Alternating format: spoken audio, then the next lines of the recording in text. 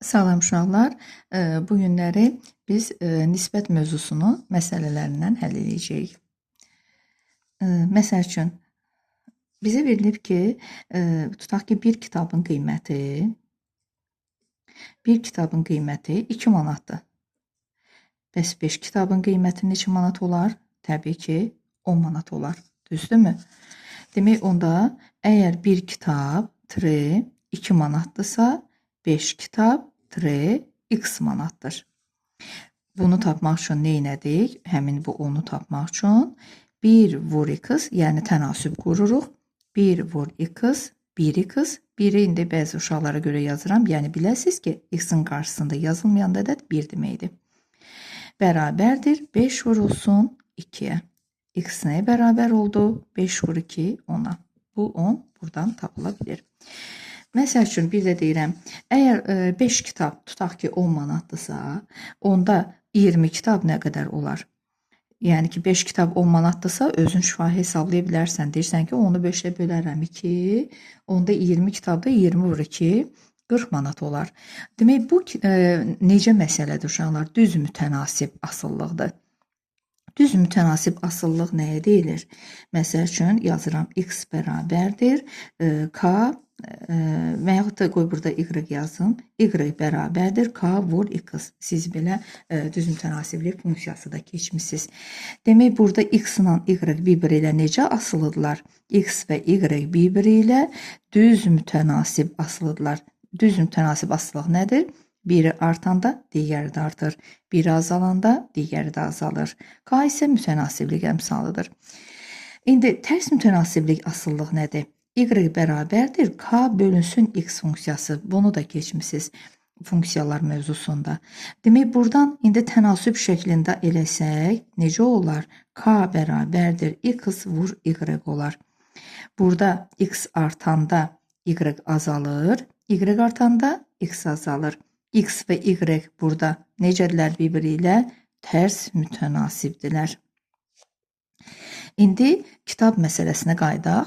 Demək, ona görə də kitabı nə qədər çox alarsansa, bir o qədər çox pul xərcləyərsən. Ona görə də kitabla, yəni alındığı qiymət, yəni manat, bir-biri ilə düz mütənasibdir. Bu artdıqca bu da artır. Yəni, əgər bir kitab 2 manat olubsa, 5 kitab təbii ki 10 manat olub.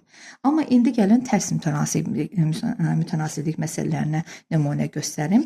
Tərs mütənasiblik məsələsində, məsəl üçün, deyirəm ki, 2 traktor yeri 10 saata şumluyur. 10 saata şumluyur. 5 traktor neçə saata şumlayar? 5 traktor neçə saata şumlayar? 2 saata. Bu isə uşaqlar tərs mütənasiblik məsələsidir. Bilirsiniz niyə? Çünki məsələni eləyəndə, belə məsələləri həll edəndə həmişə düşünməlisiniz ki, traktorun sayı artdıqca iş daha tez yerinə yetər də. Əgər bir yeri 2 traktor 10 saatı şumlayırsa, 5 traktor işləsə həmin yerdə təbii ki tez şumlanar. Ona görə də bu tərs mütənasib olduğu üçün bu çarpaz vurulmur. Belə bu formada vurulmur. Yana-ki vurulacaq. Yan-yana 5 vur x bərabərdir 2 vur 10. 2 vur 10. X bərabərdir 20 bölü 5, 4. Demək, 5 traktor 4 saata şumlayar. Demək, əzbər yadda saxlayın uşaqlar. Traktor məsələsi, işçi qüvvə məsələsi, bir sözlə belə deyim, fəhlə məsələsidir. İşçi qüvvədə nələr var?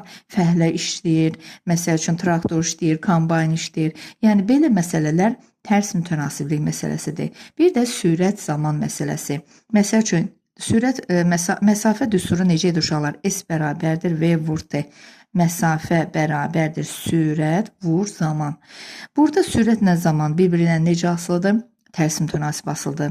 Belə deyək sadə dildə, bərabərliyin hər ikisi bərabərliyin sağ və sol tərəflərində, yəni eyni yerdə yerləşirsə, onda demək bunlar bir-birindən tərs mütənasibdir. Əgər biri bərabərliyin solunda, biri sağındadırsa, bunlar düz mütənasibdir. Məsəl üçün, məsafə ilə sürət düz mütənasibdir. Məsafə ilə zaman düz mütənasibdir. Amma bunlar bərabərliyin bir tərəfində yan iki durduğu üçün bunlar bir-biri ilə tərs mütənasibdir. Sürət artanda doğrudan da maşınla sürətlə gedəndə getdiyiniz yerə tez çatırsınız. Azsa sürətlə gedəndə gec çatırsınız. Demək, B ilə T bir-biri ilə tərs mütənasibdir. Bir də tərs mütənasibliyə aid bir məsələdə nümunə göstərim, bitirək. Demək, məsəl üçün deyirəm ki, 5 fəhlə işi 12 saata görür.